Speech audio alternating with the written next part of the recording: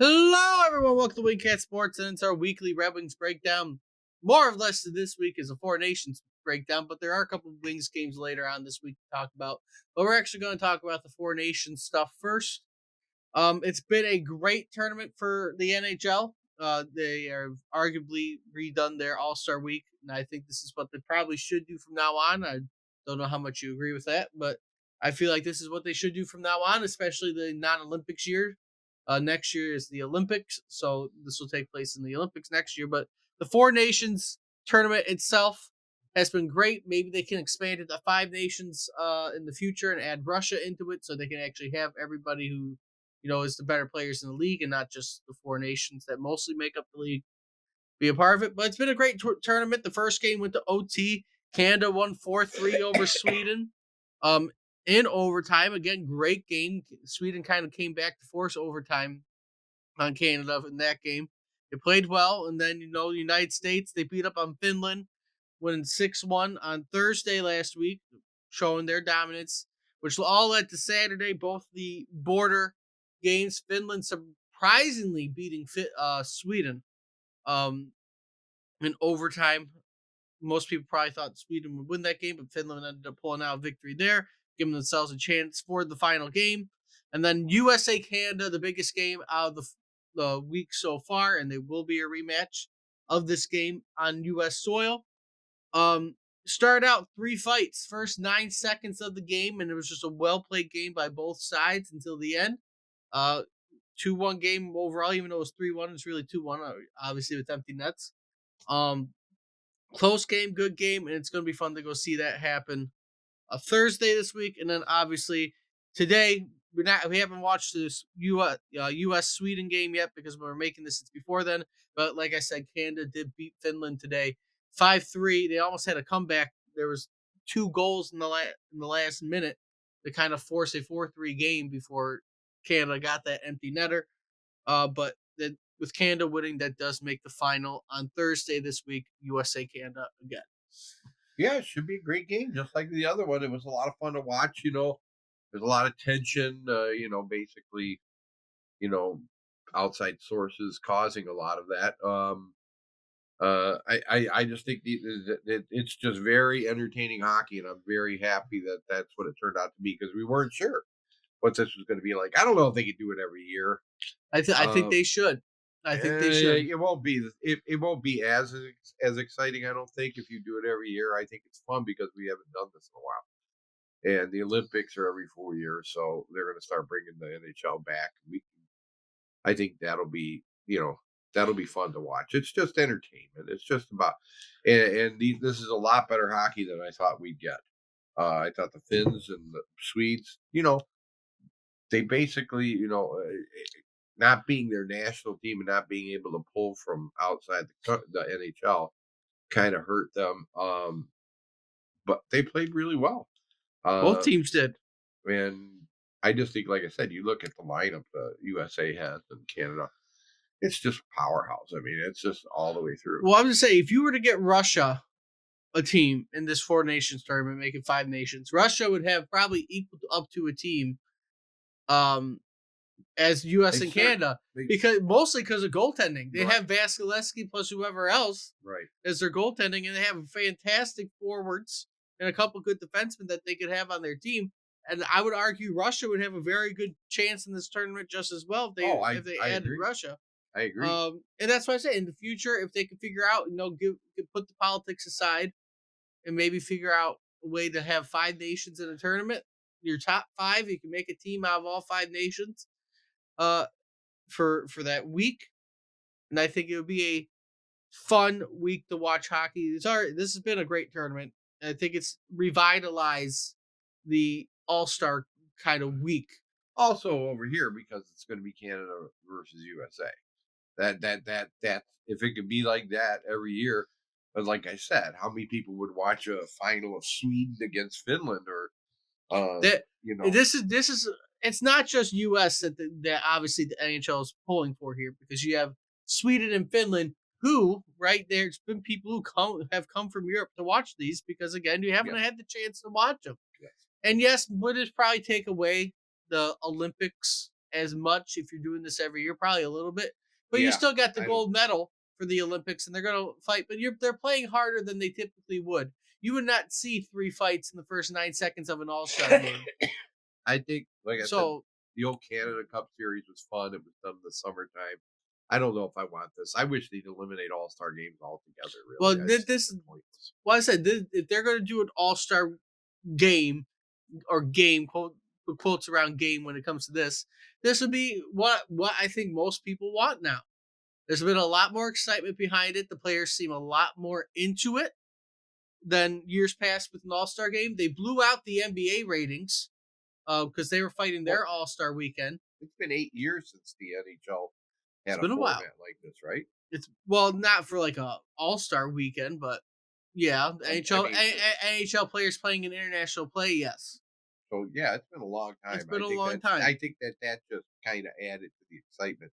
I don't think if you do it every year, people will be so much into it. Yeah, but people don't want a regular All Star game anymore either. I don't think you should have any All Star. I think it's pointless. Well, but it's always their break. It's always a break for everybody, and they just have the best play together. Because I mean, again, while we're still on topic of All Star games, NBA All Star game, they barely try. There's no defense. Right. They just watch each other take 3 points or some weird Baseball dunk. All Star is fun. Baseball All Star game is iffy. They took the meaning away from it. I think they need to bring the meaning back. I mean, it's hard to get hurt in those things. So I mean, even if you Well, don't, especially you a still have baseball All Star game when you're only pitching an inning, maybe two at most, and you're being Right. rotated out to 2 innings. But I say Right. you put the meeting back in the baseball All Star game, make it home field advantage again to whoever wins. They probably play a little bit harder, and then the NFL's trying with making it a flag football game because no one wants to tackle each other anymore. It should be just But monetary incentive. That they don't care anymore. You make $40 million a year. Who Uh, cares about $1 million? these guys they care. I mean, if you give them $100,000 each for winner and you get nothing if you lose, I think that they care. No, $100,000 to them is chump change. You know, maybe. The $100,000 to us is something. $100,000 to them People with is money, one they day always pay. want more money. That's the only thing. They But don't I think this is probably the best thing the NHL has done, at least for like a fan viewership standpoint. They've had over 1 million views for every game, which is the most they've gotten for non-playoff hockey games. care. Right. And again, they blew out the NBA this week, Well, comparing their All and Star also games. the political climate has helped too. You have to admit, whether it's bad or good or whatever, our president saying stupid things actually created More. more of the excitement, more of the animosity and anger that was part of that thing. Believe me, that was planned. I was laughing at the Kachuk sitting there saying that was organic. That's what happened. They premeditated that the whole way. They knew what was happening, and it was fun. And I don't have anything against it. Well, If that's I what you think wanna they. do, it was fun to watch. I think it was organic in the Don't both of idea. us. I think it was organic in the idea that they wanted to fight somebody. I just don't think the idea of it happening like that probably It wasn't on their It mind didn't instantly. happen out of nothing. They knew what they were doing. Well, yeah, no, they wanted to fight someone, and they said they were going to go fight someone. If you Right. listen, they said they were going to fight. It wasn't like Right. organic in That the was idea. premeditated. It wasn't organic in the idea. And The fight you know just what? happened. They were looking to And fight considering somebody. the climate that has been created in these things, the silliness sometimes. But those Canadians couldn't turn them down. They would never be able to show their face again. So they knew what they were doing. They knew what was going to happen. I think And like a lot of people said, that's why maybe Canada didn't think about it. But, maybe they didn't. Maybe they thought, hey, this is a hockey tournament. We're going to go play hockey. And they should have employed somebody like Ryan Reeves when they played against the United I mean, the States. Kachucks are still good outside of the fighting standpoint. They just were thinking, let's have somebody fight and turn. But again, it added a lot to it. It added excitement, and it's fun. Yeah. Politics It was aside, fun. It's great to watch. politics aside, it's fun. All And entertainment. we are not going to focus on any political standpoint of the games going on, anyways. But again, it's fun. What's going on? But we'll move on from the Four Nations tournament because the Wings do start up again later in the week. 2 games by the time we get back to talking about hockey. They play over the weekend. NHL comes back on Saturday, the 22nd. They're going to be playing on ABC, a national televised game against the Minnesota Wild, a top team in the West right now. Currently 33, 19, and 4, 70 points. Remember, we are still trying to fight for a playoff spot. The Wings currently are sitting. We were in the second wild card. You were 5 points back of the Tampa Bay Lightning for third place. You had a chance to be sitting in third place, and you kind of blew it. But you're only a point back of the first wild card and a point up on the two teams behind you, which are Columbus and Boston. 3 points up on New York, the Rangers, and a total of 4 up on the Islanders. And that's where I'll stop talking about who's behind you. But again, it's a weekend where you kind of got to win both games, give yourself a good push into the rest of the year because you are playing a good Wilds team. And then the Anaheim Ducks come in on Sunday. You have a back-to-back weekend with the Wild and the Ducks.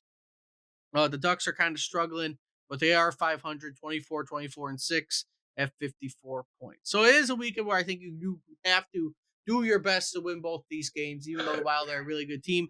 At least try to make it out with 3 points this week. That'd be nice. That'd be nice. Like I said, it'll be interesting. They come back and Minnesota's probably gonna say I think they have a really good shot over their first 2 weeks back to catch up to Tampa Bay. I think they will. It is. The rest of the month is 2 games against Minnesota. You'll be going to Minnesota next week on Tuesday. Then you're going to go play at home against Columbus. Again, a point behind you in the playoffs currently.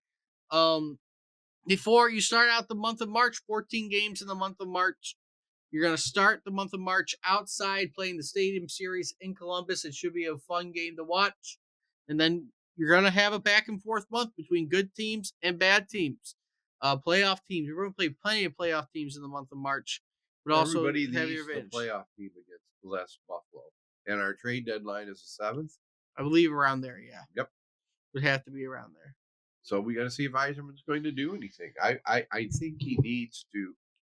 I mean, you're not going to get a superstar probably, but I think he needs to make an impactful trade of somebody who is really going to solidify that defense. Right now, the biggest rumor coming out of the Red Wings camp is that Tarasenko might be on the move. He hasn't worked out the best here. Who's going to take him? I don't know. He hasn't worked out the best here. So they're thinking maybe moving him. Maybe just move him for a couple draft picks and call up Soderblom. I like and keep Soderblom up. I like that. There's a chance that probably happens. Yeah, I love seeing the youth. I love seeing the young guys get a chance. And it seems like Soderblom has finally kind of realized how to use his size. Yeah. Well, like I said, I don't think a lot is going to happen this trade deadline. I think a lot of people are going to get disappointed in what happens because again, they do have until March 7th. That is when the trade deadline is to figure out if they want to do something. If you're going to do something, maybe think about something defensively. Maybe see if you can sneak a goaltender in here for a year. If someone's not like the last year their deal that's a little bit better. Maybe see if you can sneak them in and have them behind with Talbot and them. Buck. That ain't gonna happen. But we'll see what ends up. I'm not expecting a lot out of the Wings, and I know it's going to disappoint a lot of people if they don't really do anything. But what are you gonna do? You don't really have room. There's no one you really want to move. Who do you want to get rid of? That's your first question. Who's that guy from that defenseman from Vancouver that they said was going to be available, and he's pretty good. It still begs the question: who are you going to move? I know most people are going to say Hall, Tarasenko, Hall, Sherratt. None of that. No one's going to take a Hall contract. Although he's played much better under McClellan. So well, who's going to take them on? Hall has a no trade clause. Gustafsson might not be easy to move. Tarasenko has a full no trade clause, so he has to approve any trade that you make. It's not going to be easy. The guys who you kind of are iffy on staying are the guys who are difficult to move. Yes. So don't expect a lot to happen. Maybe you get lucky and Tarasenko agrees to a deal. He plays Soderblom for a little bit longer. But outside of that, ain't nothing going to happen. Just hopefully this weekend's good. Maybe get 3 points out of this weekend would be ideal before going into next week. For the rest of the month, if you could go 500, I would be happy. Get 4 points and go into the 14 games in March, sitting still 6 games above 500 and at 30 wins. Well, not 30 wins. But yeah, 30 wins. Be at 30 wins if you can go 2-2 the rest of the month going into March, which is what I hope. 30 wins would be good. That'd be great. But we're gonna end it here a little bit longer than usual. But Four Nations, it was a lot. If you like what you see, like, comment, subscribe. Let me know what you think about the Four Nations tournament. What you think the Wings should do at the trade deadline. How the rest of the year might go. Until next time, see everybody soon.